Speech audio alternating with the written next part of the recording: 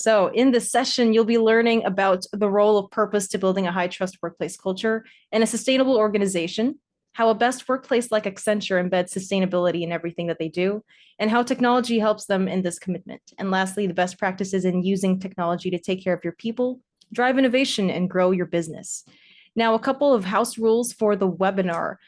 Be polite, mics off and camera off. The format of this webinar is a fireside chat. So if you have any questions for our speakers, please do send them via the chat box on Zoom. And a recording of this webinar will be available on our website within the next few days for you to look back on and absorb. Lastly, we do not issue certificates of attendance at this time. So in case this is your first time attending one of our events, Great Place to Work is the global authority on workplace culture. Our mission is to build a better world by helping every place become a great place to work for all. We believe that work has the power to transform society. At our core, we feel that the world should be fair, just, and equitable for all people, and that business is uniquely capable of driving change, with over 10.2 million employees represented all around the world in over 10,000 companies in 97 countries with over 92 languages. So what we do is in our brand name, we help you prove that your company is a high trust workplace by delivering the brand power that you need to attract the right people. We help you communicate your value to high caliber candidates and offer you one of the most important factors of their decision making, which is credibility. You may also be familiar with the Fortune 100 Best Companies to Work For list in the US, and we at Great Place to Work provide the data for that. But make no mistake, there is no pay to play. We simply help you make smarter people decisions that positively affect your business. So your employees take a survey as short as your break, but as potent as your coffee. You get the results you need in real time, and from there, our consultants can help you plan your next steps. So we'll be sharing more about this after the session. So if you're interested to see who we've worked with at Great Place to Work and why we're so passionate about what we do, stick around till the end of the webinar. Now, a little insight to our main partner for today. Accenture Inc. is a leading global professional services company that helps the world's leading businesses, governments, and other organizations build their digital core, optimize their operations, accelerate revenue growth, and enhance citizen services, creating tangible value at speed and scale. They are a talent and innovation-led company with 738,000 people serving clients in more than 120 countries. So Accenture is no stranger to being a consistent Great Place to Work certified company. They are also number 2 on the 2023 Philippines Best Workplaces list in the large category awarded at Hilton Manila in March of this year. And they are also number 2 on the inaugural Best Workplaces in IT BPM list in collaboration with IBPAP, which we revealed just last July.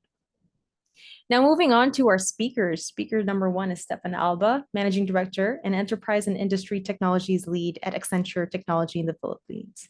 Stefan has over 20 years of systems integration, applications outsourcing, and infrastructure outsourcing for various clients across industry sectors.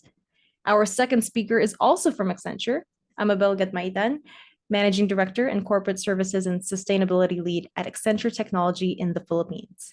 Amabel has over 25 years of experience in operations management and delivery of transformative enterprise solutions. Amabel is also the inclusion and diversity sponsor for corporate functions and a mental health and wellness ally. So last but not least, moderating the conversation today is my colleague Rhea Gadi, Senior Consultant for Great Place to Work, ASEAN and ANZ. Rhea has over 15 years of experience in helping various clients from the top 500 companies in the Philippines operationalize their leadership and talent management strategy to drive sustainable business growth. So we've got quite the interesting afternoon planned ahead with 3 experts. So ready your screenshots, type your questions in the chat box, and please enjoy the webinar. Over to you, Rhea.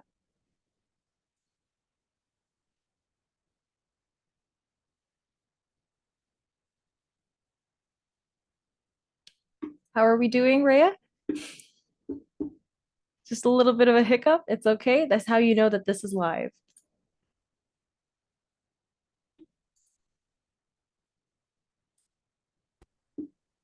Hey, can you hear?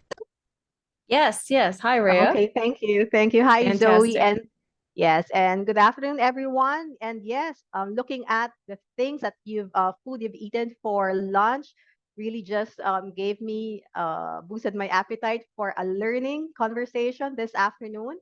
So it's a privilege to share the virtual platform with 2 of the best leaders among the one of the best workplaces in the Philippines.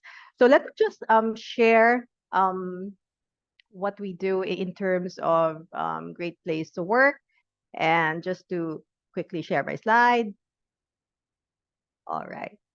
So for those who are meeting Great Place to Work for Hang the on, first, Rhea. yes? Sorry to jump in here. It appears that we're on presenter mode, so we'll have to reshare your slides. Okay. Thanks for that, Zoe.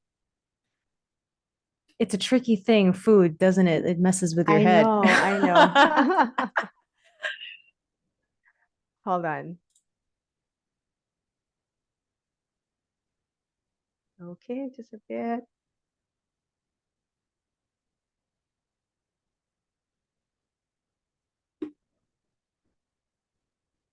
Okay. Is it on now? Let's try that again.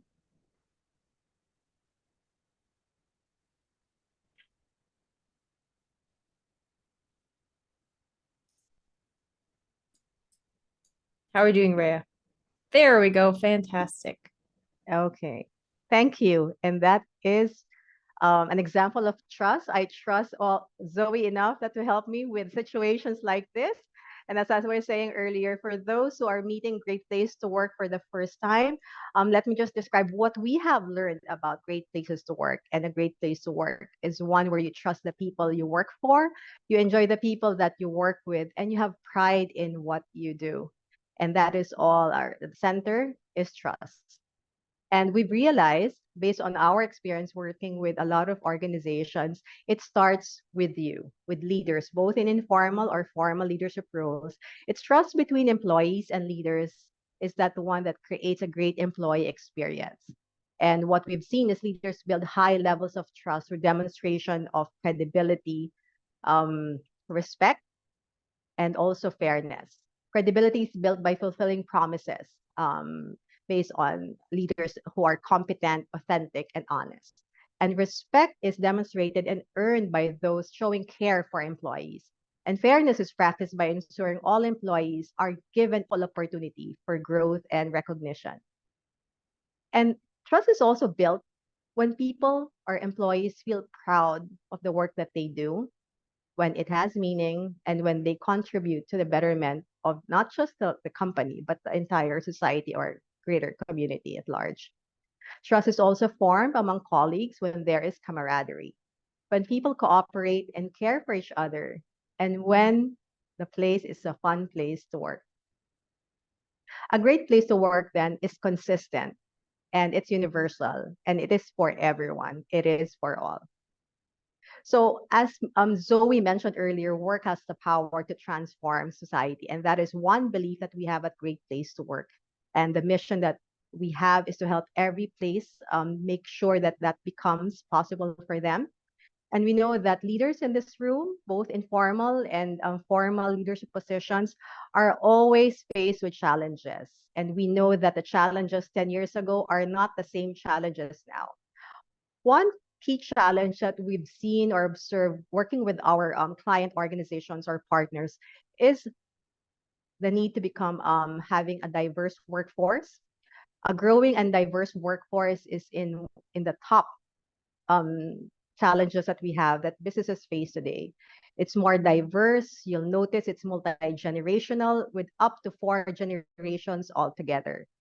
And looking at some statistics this year based on the Philippine Statistics Authority, 33.1% of the Philippine labor force are from Gen Z or between 15 to 25 years old.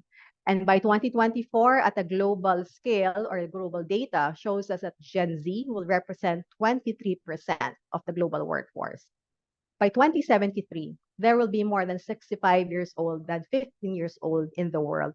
And all this data is coming from different sources of research and findings. It just shows how vast the workforce profile in terms of generation is changing.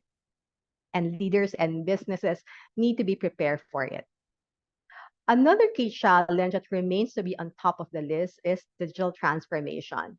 They say there's a rapid advancement in technology, and to say that digitization is an understatement. We talk about AI, robotics, virtual and augmented reality. But all these advancements give us a massive sense of information or data. It allows us to make faster decisions and makes our work more efficient. But it also gives us a lot of opportunities and challenges as well, as we on the way. So 92% of corporate leaders recognize the importance of digital transformation in their business success. I think over the past years, we've seen how important organizations need to transform and leverage on technology. And we're fortunate this afternoon to have experts in the field to share with us, not just from a technical lens, but from a leadership and business lens as well. 86% of digital transformation initiatives fail. This means only 14% succeed. So looking at digital transformation, where do most fail? We take a look at having the right talent, ensuring that there is a learning culture, and the ability to lead the organization into massive or organizational-wide change management initiatives. So these are the key pillars that we see where successful organizations are able to lead the digital transformation in their own companies. At Great Place to Work alone, our data shows that 97% of the employees at Philippines' best workplaces in the small organization category, 97% say people here quickly adopt to changes needed for our organization's success, versus 86% of employees in a typical organization. 95% versus 78% say I am offered training and development to further myself professionally. And we've observed that people who receive or are provided with the right training and development are able to manage and address these changing environment and the competing demands or changing demands that their work and their clients would expect of them. 98% versus 87% say management recognizes honest mistakes as part of doing business. In the context of change and trying and experimenting, ensuring that there is psychological safety for employees to try to experiment and failing is okay remains to be an important characteristic of that culture. Prioritizing innovation today is the key to unlocking post-crisis growth. And this we've seen a lot of organizations continue to focus on innovation and how they can maximize and ensuring that everyone is able to contribute to innovation. When done right, digital transformation results to improve customer engagements. There is increased efficiency and productivity, better resource management, more resilient workplace culture, and all of these result in an increased business profitability and business performance. The other challenge that we see emerging is sustainability and purpose. So it's not just digital transformation, it's not just the changing face or profile of the workforce. Today's employees are more sophisticated. They want something deeper. They want something more meaningful when they choose a company that they will work for. Our research also shows that Gen Z would have these things that they want from our employers. And I mentioned earlier that Gen Z is growing. It's a growing profile or percentage of the workforce. So part of what they look for is meaningful work and a social conscience. Similarly, millennials want these 5 things in the workplace. On top is purpose, followed by clear expectations from management, fair pay, profit share, and work-life balance.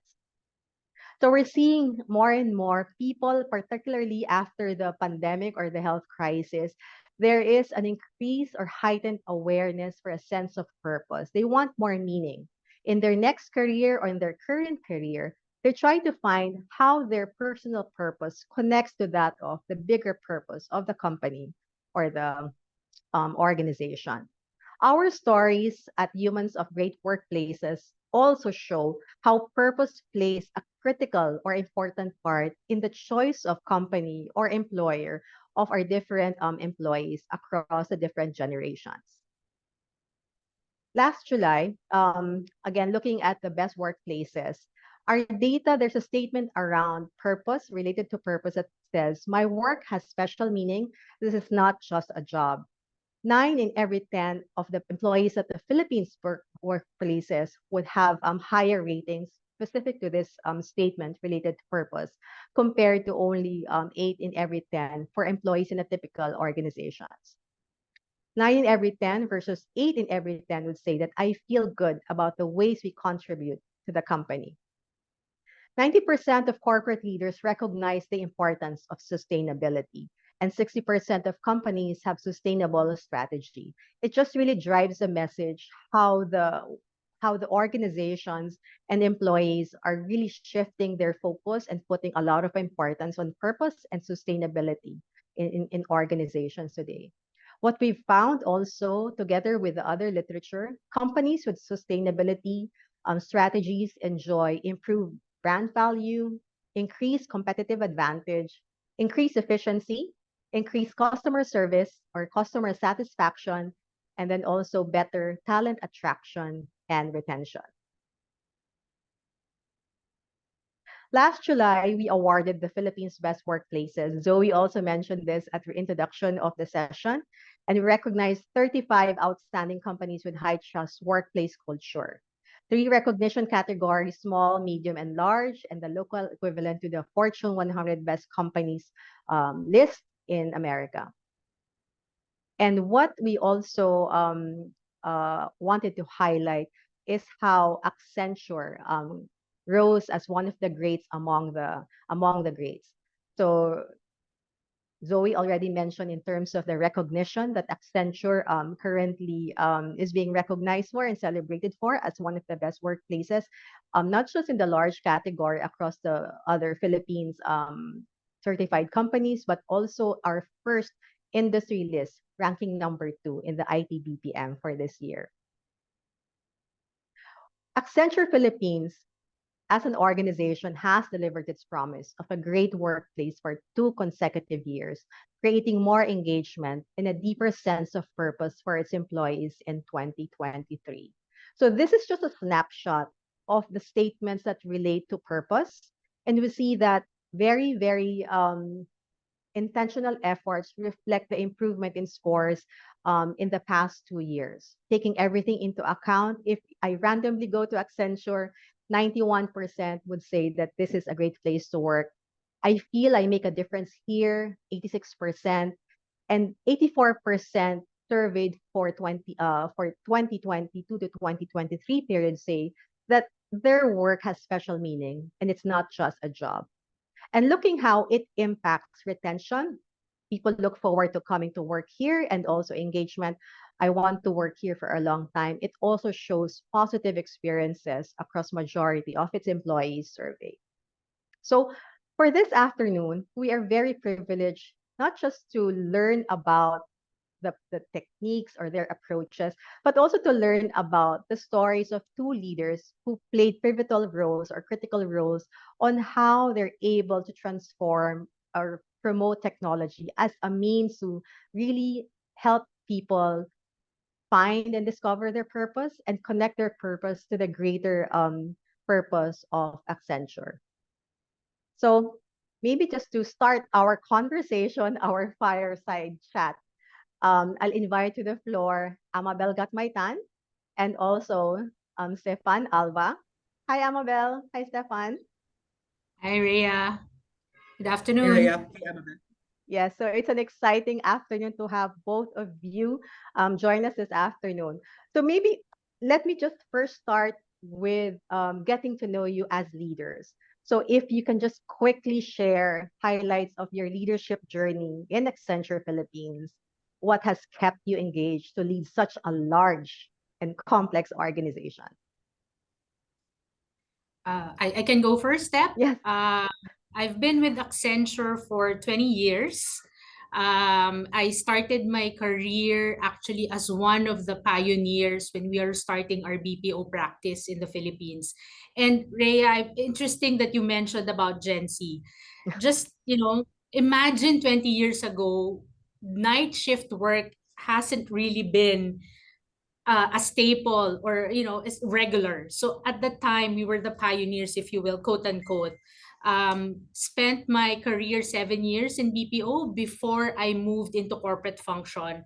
And interestingly enough, we're talking about great place to work. I knew then that I wanted something different, something new from what I've been doing in BPO, but I knew for a fact that I wanted to stay in Accenture, and precisely because it's a great place to work. And whatever the passion, interest, or goals that I had over the 20 years, I knew that Accenture would be able to provide that for as long as I look around, I raise my hand, and I tap my network, my mentors, and if, as the saying goes, the rest is history. So that's my background in Accenture, Rhea. And again, happy to share the virtual stage with you again for, I think, the second time, and of course to Zoe. Back over to you, Tep. Yes, thanks, Thanks, Amabel. thanks, Amabel. Rhea, I joined Accenture in the mid-90s, and interesting, in a couple of days, I will be celebrating my 28th year Oh, at Accenture. wow. I've been here Congratulations. for a long time. I think my journey, I joined Accenture, we were probably just over 500 people. We are now over 79,000 people strong in Accenture Philippines. So I think my leadership journey in Accenture has been that of growth. And that growth is, of course, with increasing the size of my family in my corporate life. So it has been a great journey so far. You've introduced us pretty well that this is a great place to work. And me being here for 28 years is a testament that I still feel that our organization is one of the greatest, if not the greatest one in the country. Thank you, Stefan. Thank you, Tep. So maybe just to allow the audience to vicariously experience your culture, maybe I'll ask Amabel just to describe more about Accenture as an organization. So I do have a slide that I think you may want to. So let me just pull that up. And while you're pulling it up, Rhea, I just have to commend you and Zoe for doing an amazing job in introducing Accenture. You made my introduction job very easy, actually, to that, no? But to anchor our discussion in our chat later, and maybe to provide more context to the introduction, Accenture as a whole, we're over 730,000 employees. And we're serving 6,000 clients across 120 countries. And I think it was Zoe who mentioned that I also wear a hat as an inclusion and diversity sponsor champion for corporate function in the Philippines. So it would be remiss on my part not to mention some statistics related to inclusion and diversity, which all of us are proud of. So globally, we're a 47% company wherein our workforce are women. It's a huge call out that we celebrate and are proud of, no? And bringing it closer to home in the Philippines, Tep mentioned that we're over 79,000 employees. Sometimes, like for us, that's over 20 plus years already in Accenture. This is something that we kind of take for granted at times just because of the scale, but hearing it, seeing it still gives a chill, no? Especially when you started way back. We're actually operating in the Philippines for more than 35 years already. And in terms of the Philippine workforce, as it relates to women, more than 55% of the 79,000 are women in the Philippines. And testament, 49% of that are managing directors. So we really put so much value in making sure that our workforce is diverse, which also brings me to the point that we are over 3% self-declared PWDs as part of our workforce in the Philippines. And that kind of reinforces, I hope it's a three-pit, Rhea, in terms of us being a best workplace in the Philippines. No? Now, so that's Accenture. But I wanted to also kind of ground us in terms of what we value. as an organization. And I know Tep later will kind of talk more about this, but our purpose is really to deliver on the promise of technology and human ingenuity. And our Accenture purpose not only supports our strategy and defines our value to our stakeholders, but I think for me, that purpose alone, very simple, straight to the point, captures the energy and inspiring nature of work we do across the globe. So an Right. integral part of this purpose, Rhea, is actually ensuring we add value to all the facets of what we do. And this is what we call 360 value. It's a multi-dimensional form of value based not only on the financial performance of the entity, which of course, running a business, financial performance is important, but also it provides a differentiating experience that we deliver, a focus on sustainable deliver to our people, our communities, and our shareholders and key partners. When we talk about 360 value, we actually have 6 dimensions to it, Rhea. The first one, and in no particular order because they're all equally important, is experience. No, when we talk about experience, this is where when we help our clients define what is that experience-led business transformation. Sustainability. Part of my role is actually that, no?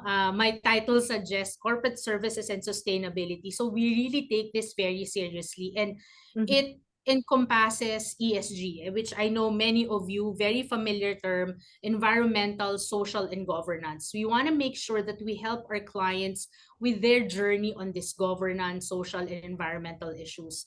I took down one of the stats that you mentioned, Ray, about 60% of companies have sustainability strategy.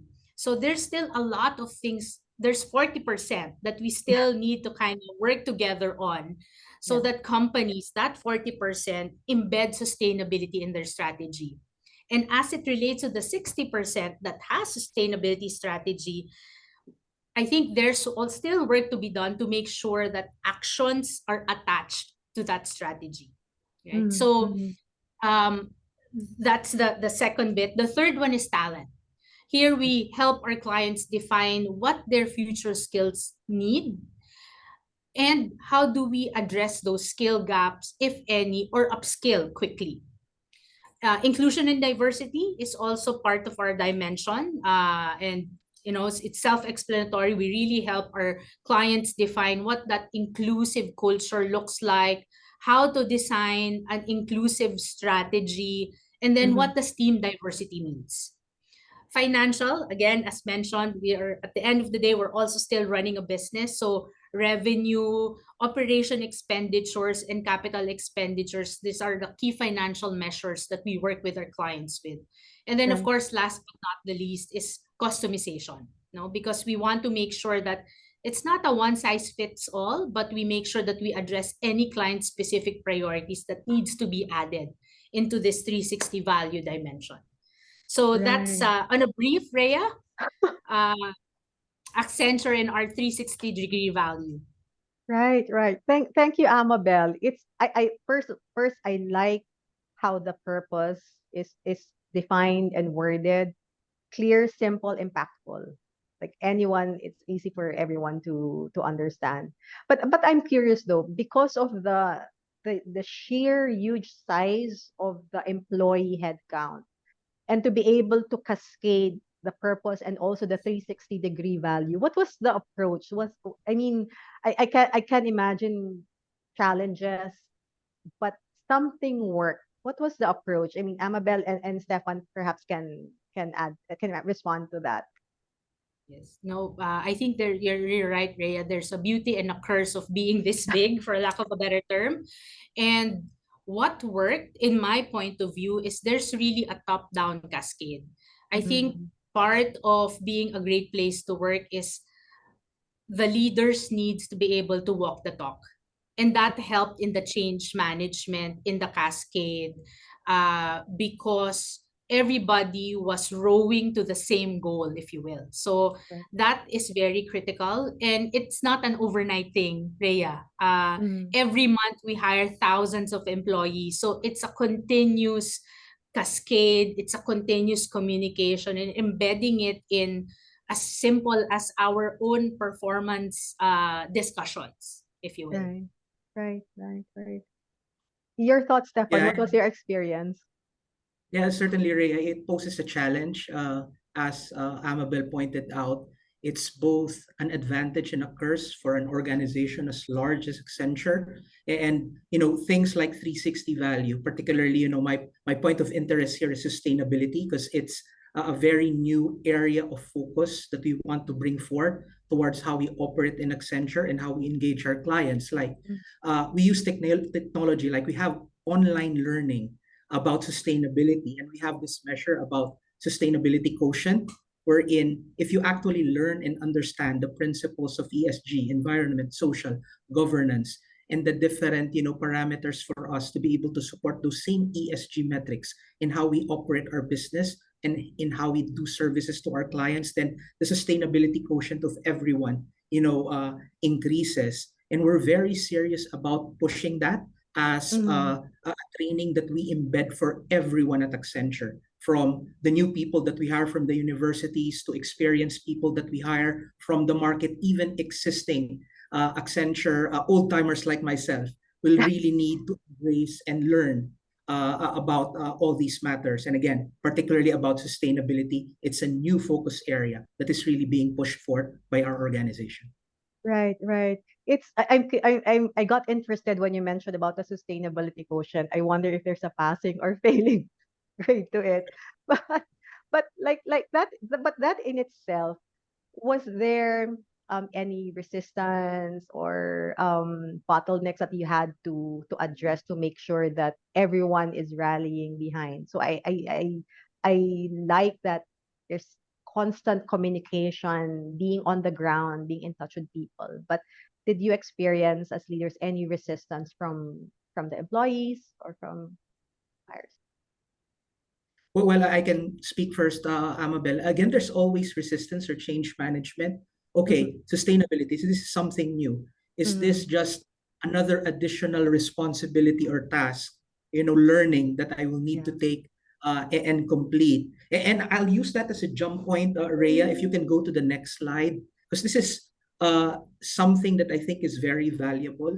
And this is the persona that we really sort of tell our people to embrace. Sustainability is a great force of change for the world. I think the United Nations Climate Change Conference is ongoing right now in December. So this sustainability is a great force of change. And for an organization as large as Accenture, we have made it our greatest responsibility. And with that responsibility comes this persona, this posture as an Accenture person or as an Accenture corporate entity. We are a responsible company. We take care of our people. We take care of how we operate our own supply chain in operating the business of the business of Accenture. But at the same time, we are a responsible client partner, making sure that the same sustainability principles we actually advise. And when we implement our services to our clients and help our clients also extend their services to their own customers, then sustainability is top of mind and embedded in what they do. And the last bubble here, responsible corporate citizen. We know that we are a responsible company. We do sustainability services for our clients, but it's important that we give back to the community by being a responsible corporate citizen, trying to give back to the community, which is very relevant, especially in the Philippines, where we can help and do outreach programs as part of our corporate citizenship initiatives. Right. So that mindset, I think, Rhea, will take out that challenge of convincing our people that it's important to put on additional work for this advocacy in the way we operate our business. Right. Thanks, Stefan. Amabel, anything to add? Yeah, I think, of course, any change is something that needs to be managed, no? But one of the things that we are, hopefully our employees are also embracing with like as simple as this diagram, sustainability is not just about environment. It is, of course, a big part and parcel of it, but really it's more than that. When we talk about sustainability, we talk about inclusion and diversity. We talk about, as I've mentioned, no, part of our 360-degree value. We talk about how responsible and sustainable we should be buying or procuring or engaging with different business partners. So I actually love this diagram because it's holistic. It doesn't just focus on one area. So in Accenture, we embrace inclusion and diversities, and we have different communities depending on your passion. No, we have uh, pride as a community. We have mental wellness community, men in diversity, etc. So it's all part of this. And one of the things that I am very, very proud of in Accenture, and I think this is a testament, Rhea, when you mentioned was there resistance.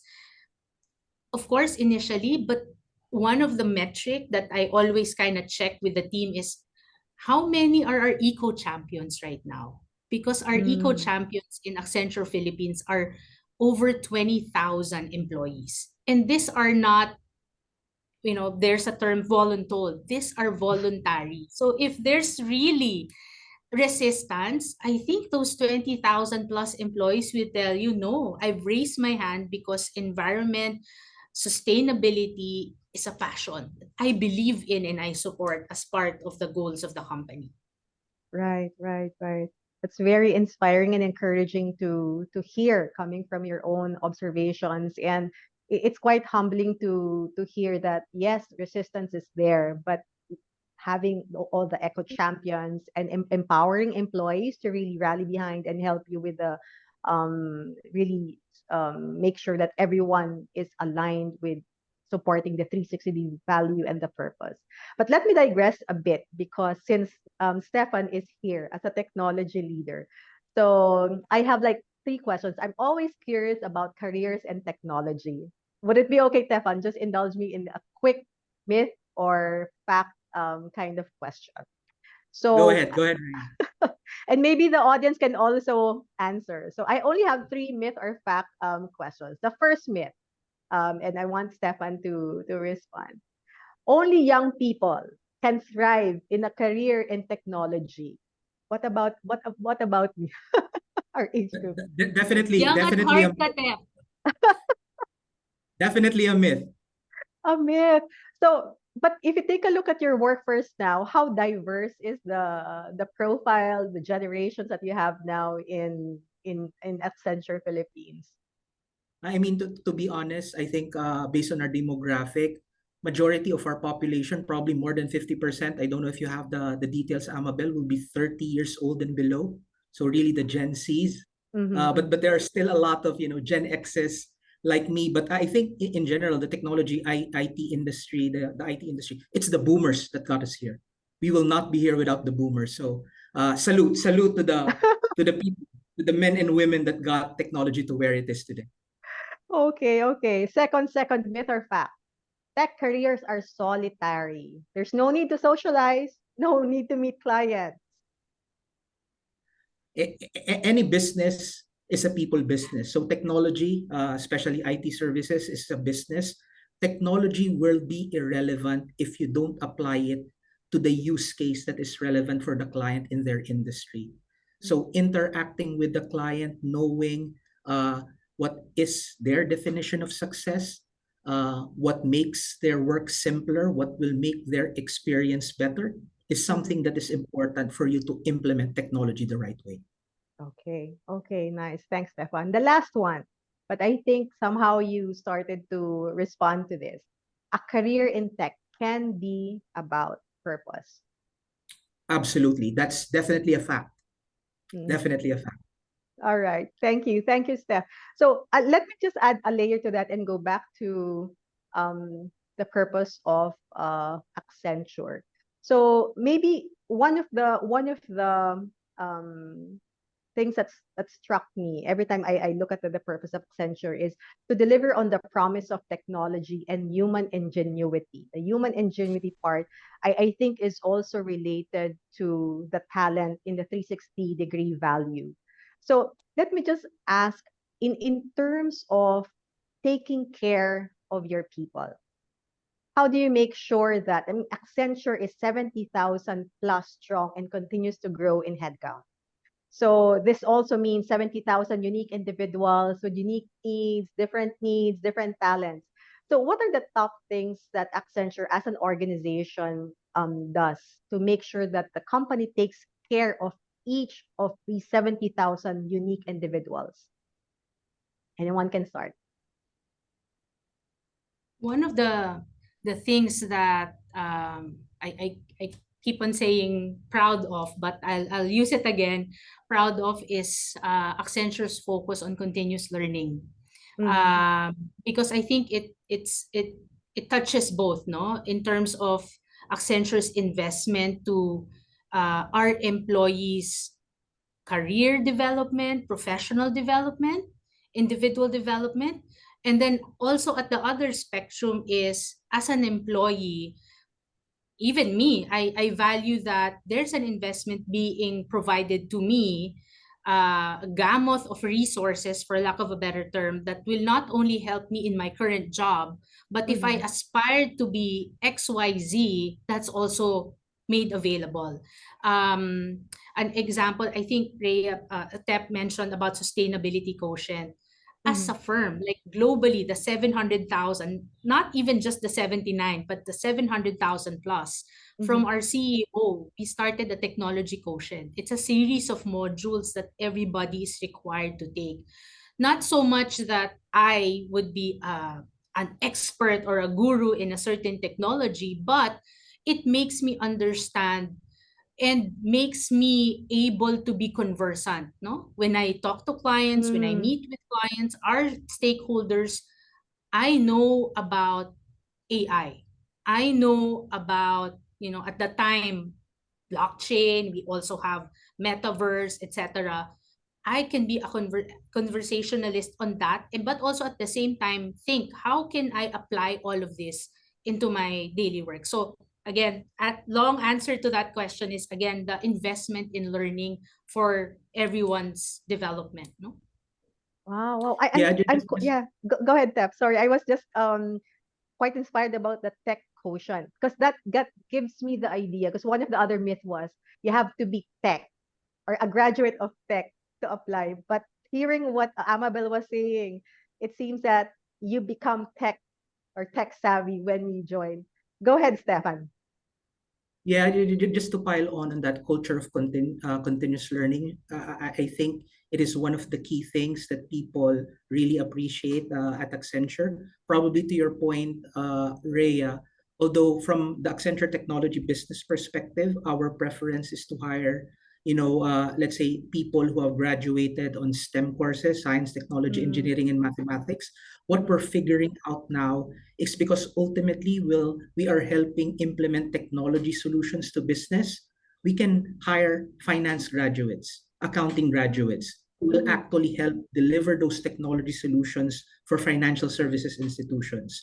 We will, let's say, hire engineers who will probably design devices that will be implemented on the manufacturing plant of a particular consumer goods or an automotive services company. So this culture of continuous learning, allowing our people to build skills that they did not have before, is something that I think really heightens the engagement of our people at Accenture. And in the technology field, the skills that you know today may not be the skills that you would need to be able to deliver value to your customer in 1 month, in 6 months.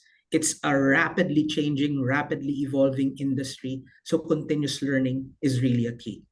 Just that add on, that was an add on to Amabel. But another point, which I think is a very powerful area that also engages our people, is health and wellness.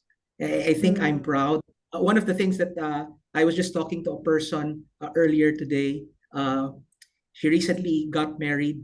We are I think, the first organization in the Philippines that implemented 120 days maternity leave and 30 days for paternity leave. And I just remember that we continue to innovate also in health and wellness for, of course, for the benefit of our people. So I think those two things, continuous learning, health and wellness, very powerful drivers to keep our people engaged.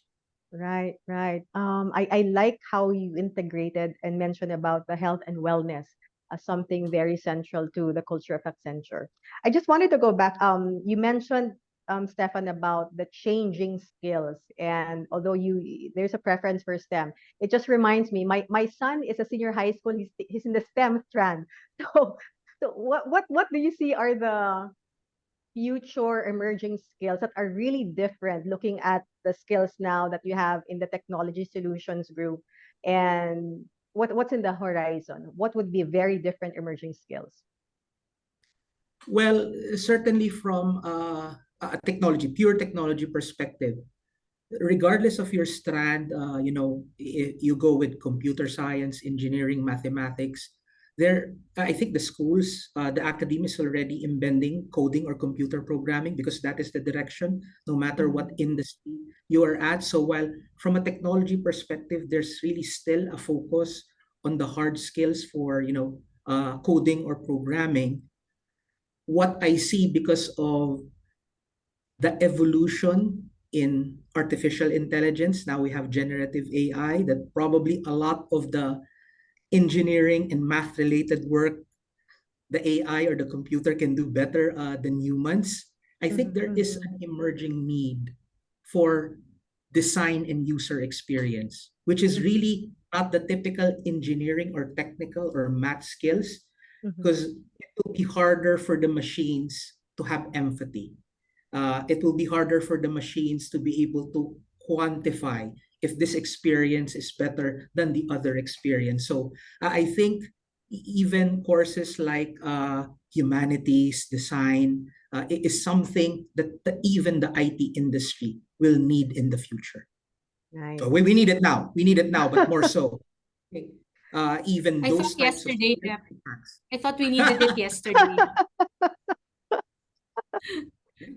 It's now. But it's encouraging to hear that we need it now, and you see that as the emerging new sets of skills. But I think some literature would say we knew it was what it was needed even for tech careers, but there's a more heightened awareness now. There are more options available to us as in tech careers. Um, you mentioned also around. I'll just go back very quickly on continuous learning, particularly in tech solutions development. Maybe this is a question for Stefan. We know your group would be developing, researching on new solutions, but not everyone, not all ideas or solutions will be implemented. So how do you treat, or what happens to those ideas or solutions that are not implemented? Don't people feel demotivated? I think there are technology solutions that are like very practical and you can take to a particular client that will buy, but there are still some emerging or newer solutions that you still need to incubate. I think the framework of Accenture is good. We have what we call a Philippine Hub for Innovation, wherein there is more focus about not even the new trends, but the next new. Like they deal with uh, ideas around quantum computing, generative AI. They have been looking at this even before Chat GPT blew up. They were also looking at space technology, which is satellite imagery, and how we can use satellite imagery as viable solutions for businesses need now. So what we do is we have sort of a dedicated space, very small, compared to the 79,000 people strong of Accenture, that really looks at the next new. And this is where, on top of your day job, if you want to really immerse yourself on the emerging tech, there is an ability for you to do that and sort of park these ideas within that innovation hub.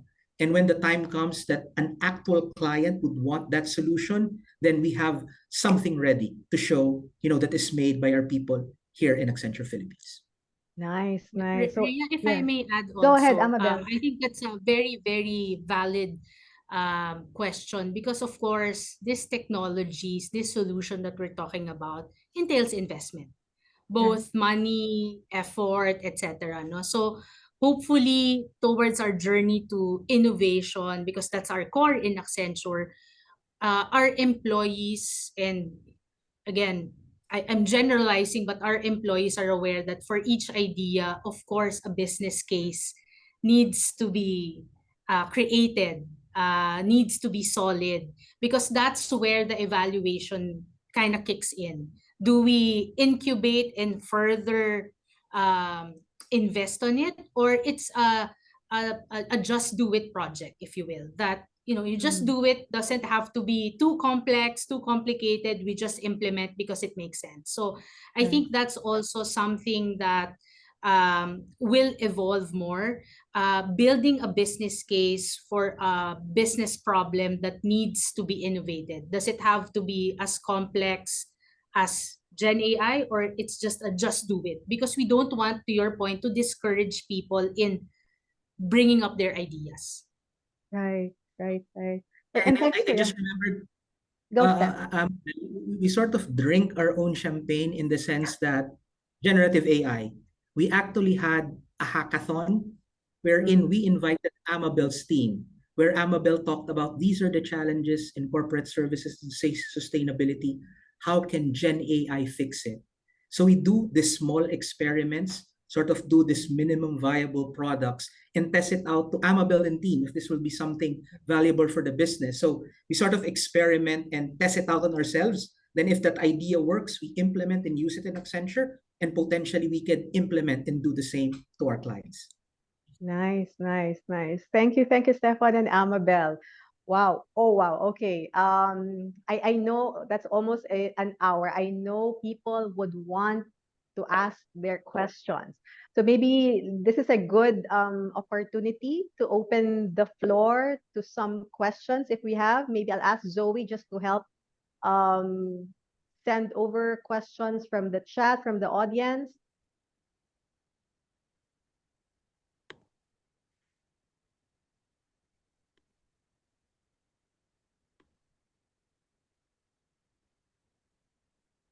Okay.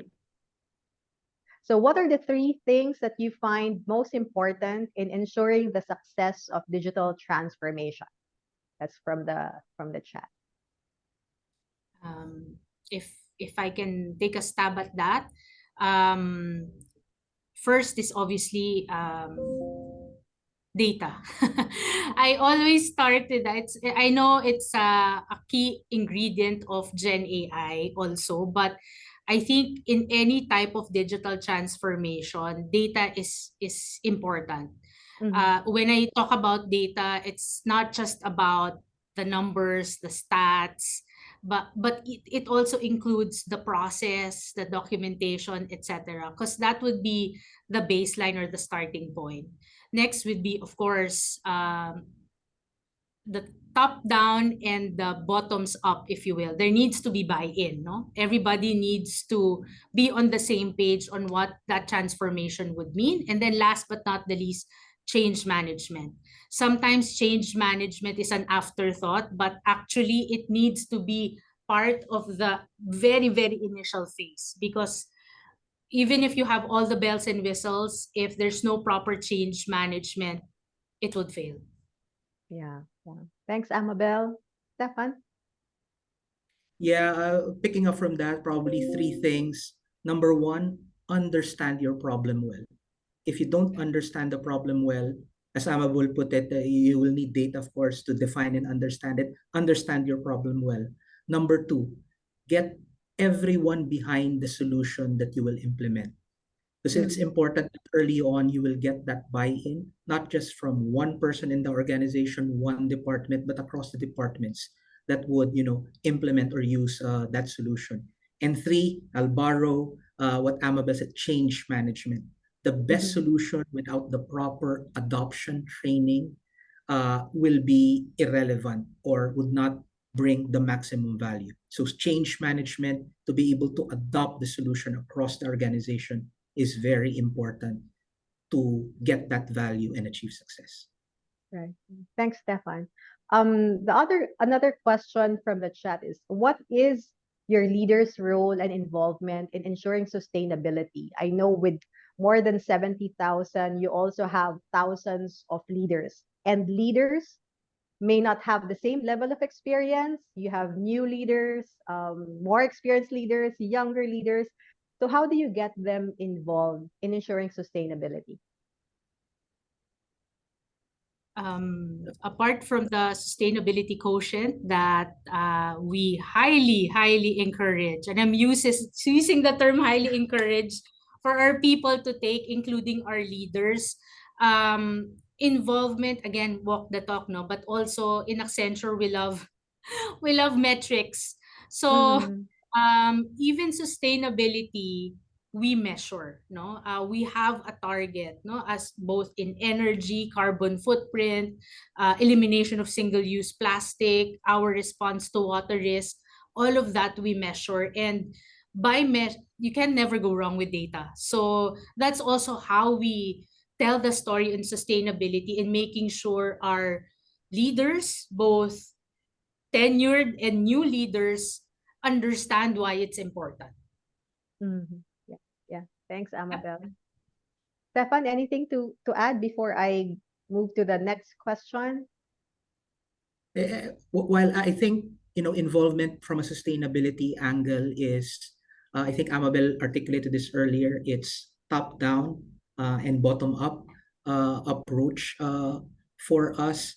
And like from a leadership standpoint, as Amabel pointed out, I am measured by, am I hiring people or am I operating my team that is inclusive and diverse? So gender diversity from a department perspective or a team perspective is measured, and part of how my performance will be evaluated year in, year out. So it's not just a nice to have. We call it, it's sustainability by design. Mhm. It's built in. It's simply part of our DNA to think of things like, inclusion and diversity from a social sustainability perspective. Think about how can we save energy or electricity in the office facilities Mhm. we are in. And again, things like turning off the air conditioning when you get out of the room is something that is we think of, but we actually have technology to be able to do that automatically. Wherein our workplace services would detect that there is no one in a particular floor and would automatically turn off the lights and the air conditioning unit there. So there, I Right. think this code, it's sustainability by design. You need to build it in everything that you do. Right. So there is, I think the catchphrase there is, it's very intentional, sustainability by design. So we have a question from Faith. Thank you, Faith, for your question. How can organizations leverage emerging technologies to better engage and empower Gen Z employees in their pursuit of meaningful work?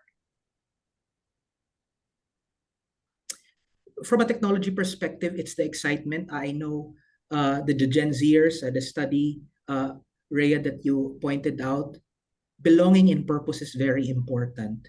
And I'd like to tell this story. In Accenture Philippines, we have partnered with a local sociopreneur whose vision is to remangrovify. That's their remangrovify. It's they want to plant mangroves in the coastal areas of the Philippines Mm, because mm-mm, mangroves can sequester carbon, I think, 3 to 5 times more than terrestrial forest.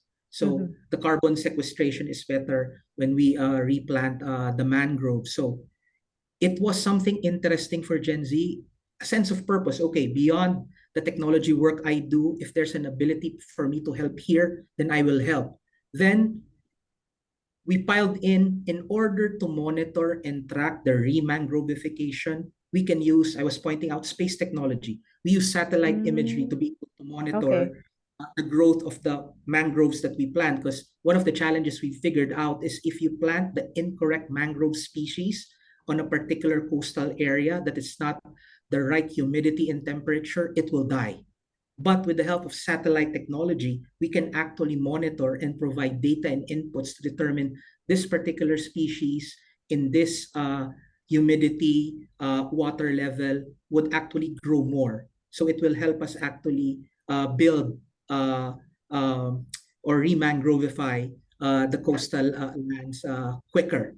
So that, and two things, that sense of purpose and using emerging technology will really heighten the interest of the Gen Z generation.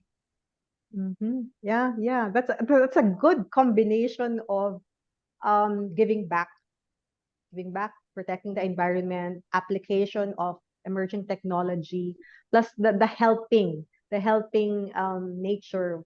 It seems that it gives them meaningful. Their work has meaning when they're able to use their work, combine it with technology, and give back to the community. Nice, nice. Amabel, anything to add? Yeah, we've been doing this for years. Mm, I don't know how long already, Tap, but Hour of Code, it's very simple, if you think about it. And again, not everyone in Accenture are hardcore technologists, but mm, if it's a passion for anyone in the firm to raise their hands and participate in Hour of Code and actually facilitate slash train girls in whatever school, public, private school. We even host Hour of Code from and partner with different organizations and bring the kids in the office. We actually do that and sponsor that. And actually, we're in the middle of that. I think we start November till February to do that Hour of Code. And of course, it's not just with girls, but kids, essentially. No? So as simple as that, you can always find a passion, paying it forward through teaching, through volunteering in coastal cleanups, participating in Pride Agenda. I feel like everyone is represented in Accenture, and again, I think that's a great reason, to stay. right, right, right. Maybe just to add to that, and maybe based on my personal research, I came across this vertical film called Lights. It until now when I think about it, it gives me goosebumps. It's really inspiring. And tell me more about Lights. I know it's related to your initiative of including people with disabilities, making sure that they're supported and they're fully employed.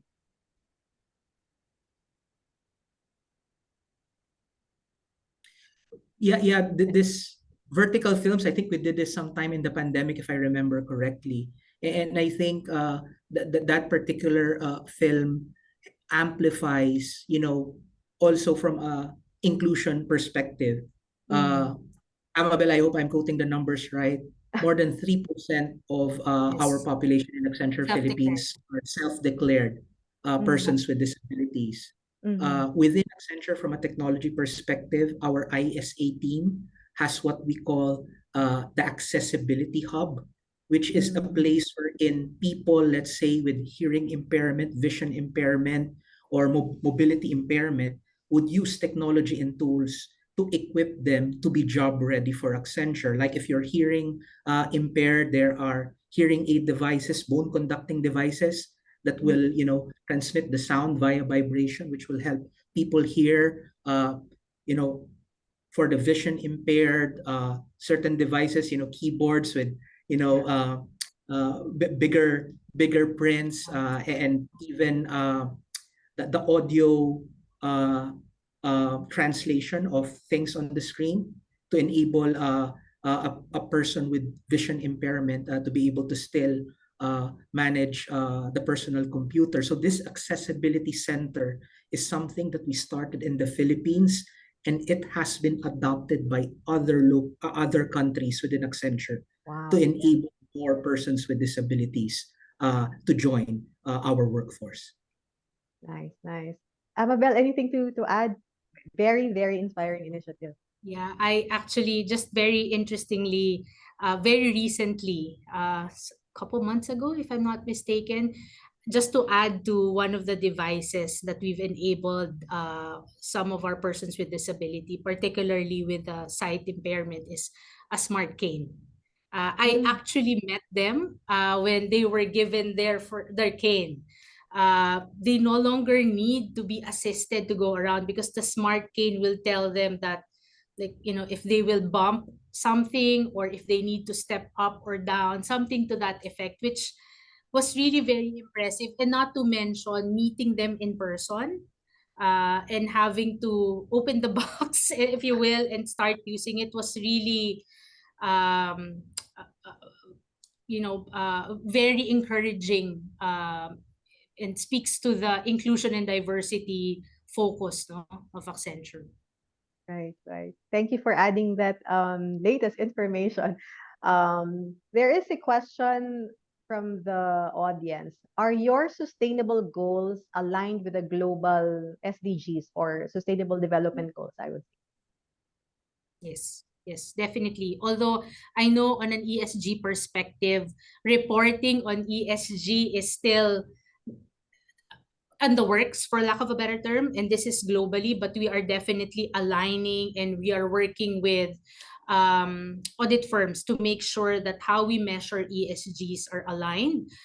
Even our local targets in terms of environmental sustainabilities, we are keeping track of that and making sure that we're aligned. As I've mentioned earlier, our carbon emission, our energy targets. We've actually one of the Accenture locations who have first met those targets, if you will.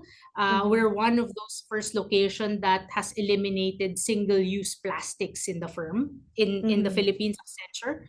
And then even having detailed plans, as it relates to water risk. So long answer to your question is yes, definitely. Thank you. Thank you, And Amabel. Yes, yeah, Stefan. yeah, to add to that, we're actually using technology to help Amabel and team properly report and track the data because it's important. As Amabel pointed out, there are already countries where in industries that there is regulatory compliance for you to submit your ESG numbers as part of the annual reviews. So from an environment perspective, we measure energy, waste, and water. From a social perspective, we measure gender diversity, ethnicity, pay equality, and other Mhm. matters related to social. And from a governance perspective, of course, the regulatory compliance, the ability for us to report and provide an audit trail on how we are able to report our ESG numbers and how we operate our business with business ethics top of mind. Right, right. Thank you, Stefan, for adding that. Maybe my last two questions, just to be mindful of the time. Stefan, you mentioned earlier on how Accenture engages the Gen Z, the younger ones. But I've seen in the trend, emerging trend, where the older workforce are returning or being rehired. So in Accenture, how do you engage the older workforce? You did mention the baby boomers, the Gen Xers. So so how do you engage them to make sure that they're included and then their unique talents and capabilities specific to their generation are maximized in Accenture? Well, it's the Gen Z, they really like, and I consider myself a Gen X, but I know I'm probably an old soul. I like to go to the office. I'm more productive here. The Gen Zers prefer a hybrid approach. I think for the more experienced people, we continue to support engagement activities that would cater to different or hybrid. If there's a virtual way to be able to engage, we do it. If there's more a face-to-face way, which I think the more tenured people prefer, we do it. We have what we call omni-connectedness. This Mm, program, HR omni-connectedness, that's this feeling that regardless of your physical location, if you prefer physical face-to-face interaction or virtual, what's important is you provide a way that they feel a sense of belonging. And I think even if majority of the population in Accenture are Gen Zers, there's still people like I'll just include you, us. Amabel and myself, that I think has different ways to be able to engage and stay connected. But given the widespread of the demographic in Accenture, 79,000 people strong, you would be able to find a group of people with the same age, same hobbies, for you to have that same sense of engagement outside, the daily day-to-day work that you do from a business perspective. Right, right. Thanks, Stefan. Amabel, anything to add up from our generation? Yes, from our generation. Yes, I'm embracing that. No, I mean, if there's one thing that came about with the pandemic is really introducing hybrid, no? That there are really tasks that you don't have to be in the office every single day. So I think that kind of helped in supporting our employees in that generation, no? But I think also for us, again, similar to my experience before, there's so many different things that you can do in Accenture. If night shift is not for you, for example, know that in Accenture there'll be other shifts that maybe would suit your lifestyle, even your age group, for lack of a better term, no? So I think that kind of also helps the diverse type of work, the diverse schedules, the diverse client pool that we also have in Accenture adds on to that in supporting our employees on what works for them, age and otherwise. Yeah, yeah. Thank you, Amabel. I feel included. So maybe really the last two questions, and this is a question that a lot of our audience will want to know, because one of the intent of these webinars, these conversations, is to learn from the best.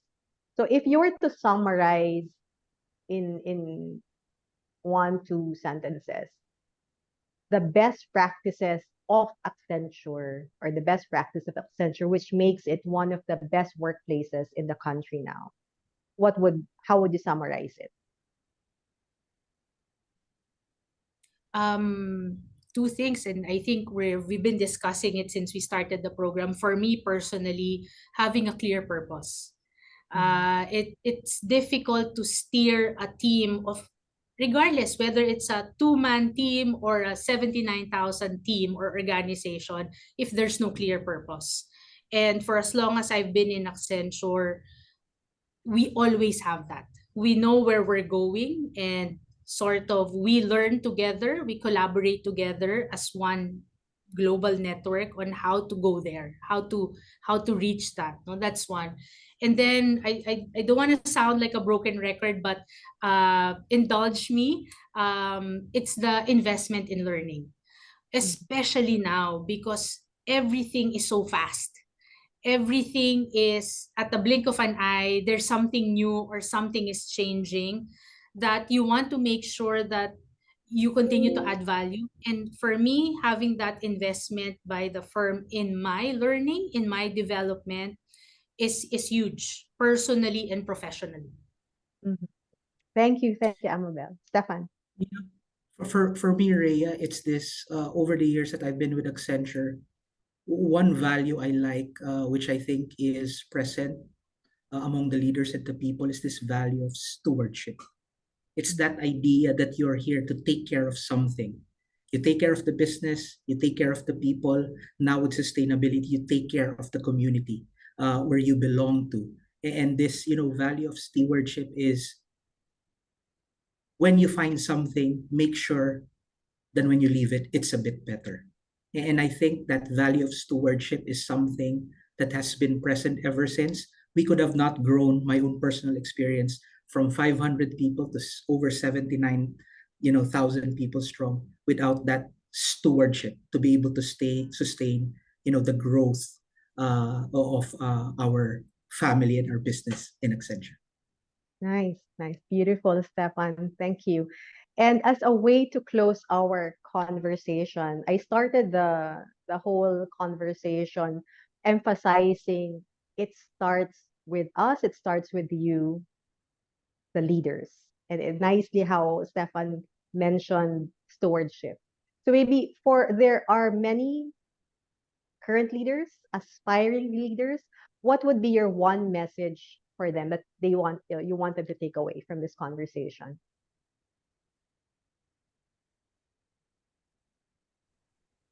Well, Go ahead. listen and learn. Listen and learn.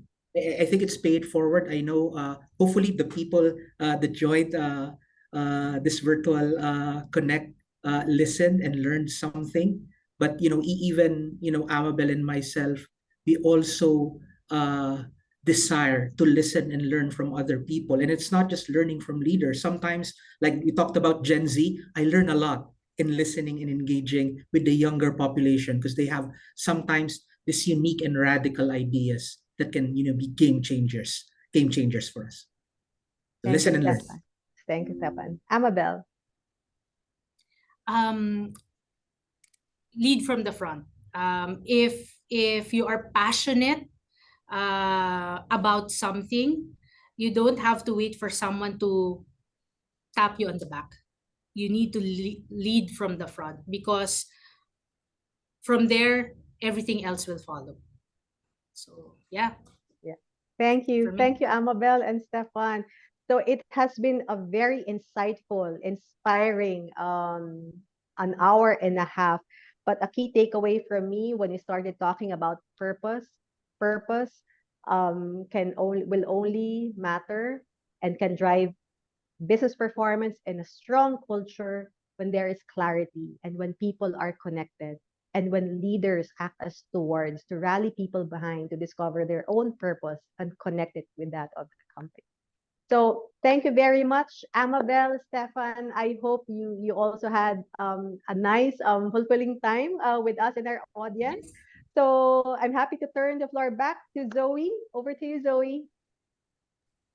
Yes, thank you very much, Amabel, Stefan, and Rhea for that great conversation. You can find our speakers on LinkedIn to continue following their journeys. And I'm sure everyone's looking forward to the recording of the session, which will be available in the next few days on our website. So let's just try to share the screen one more time for everyone in the audience to follow. Fantastic. So if you'd like to learn more about workplace culture from the best workplaces, a copy of our 2023 Insights Report is available to download for free. So this report contains data, CEO interviews, challenges, and best practices as interviewed and curated by our own culture consultants, similar to Rhea. So now these last few moments will also be used to talk more about our certified community and why our mission is so important, especially in the Philippines.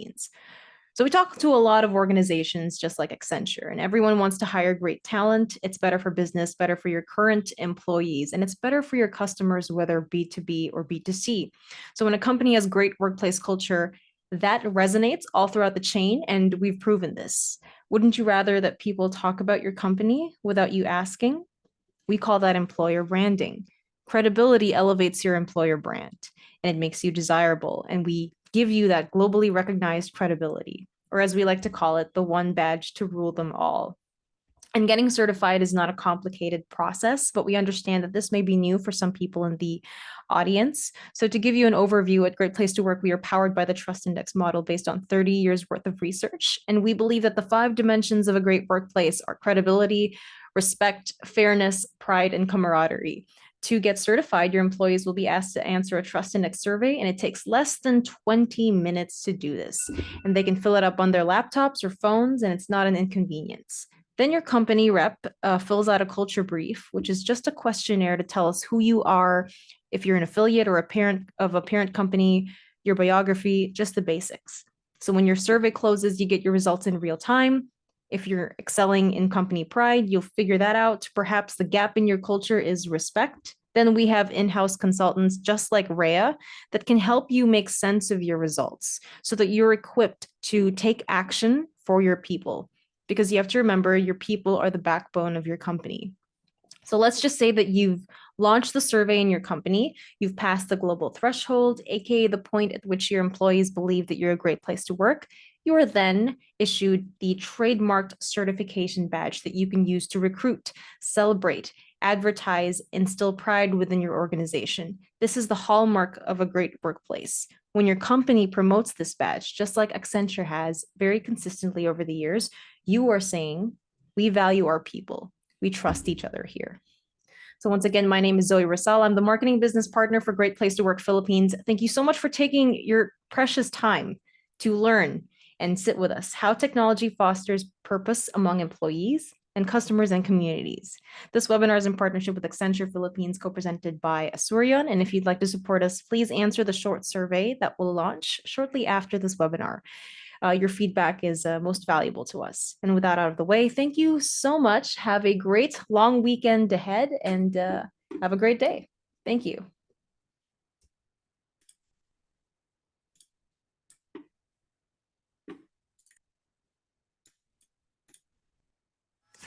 Great Place to Work is the global authority in workplace culture. Our certification process is globally recognized, positioning you alongside high-trust, high-performing organizations worldwide, whether big or small. Our Trust Index survey is one of the easiest and most accurate surveys your people could take, which runs on the world's best employee experience software, Emprising. We're all about providing you with the feedback, reports, and real insights you need to drive your business into a sustainable future for your employees. I know it sounds like a lot, but don't worry, I'll break it down for you. The first thing we'll have you do is set up the Trust Index survey. It uses a 1 to 5 truth scale to assess your employees' experiences at your company. It runs on Emprising, which can even be used on your computer or phone. To make it more interesting, it takes less than 20 minutes to go through the entire survey. When your employees are done assessing their current workplace culture, we'll have your representative answer what we like to call the culture brief. This gathers crucial information about your company for our reference. When the data's been processed, results are sent back to Emprising in real time. What you want to aim for is a Trust Index survey score that meets our global threshold, which makes you Great Place to Work certified, awarding you our trademarked certification badge, which you can use for globally recognized credibility all year round.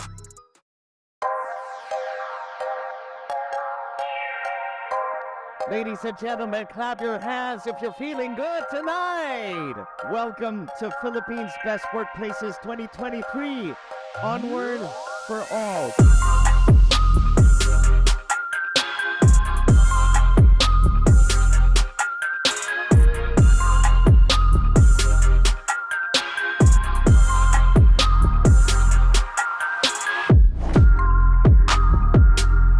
Thank you so much for being a part of our very first in-person recognition gala. This is a special occasion. It's a special moment to celebrate with your team, with your people, for the great workplace that you have built, list maker or not. This is recognition. This is celebration. Filipinos develop globally competitive, innovative work culture and be mindful of our social responsibility. We can build a better Philippines that is truly worthy of a called home by many, many Filipinos. Again, let me extend the department's appreciation to GPTW for recognizing the efforts of individuals and organizations to unleash the talents, diversity, and purpose-aligned initiatives from employees to sustain the competitive labor market of this nation. This recognition goes out to 4,284 of my colleagues who believe that we can be a great business and a great company at the same time. So cheers to reaching new heights together. Onward for all. For the many great workplaces that we have built here in the Philippines and for the many more to come. Cheers, everyone. We are committed in doing our part in creating a high-trust society that is better for the people, better for the business, and better for the world. We move onward for all.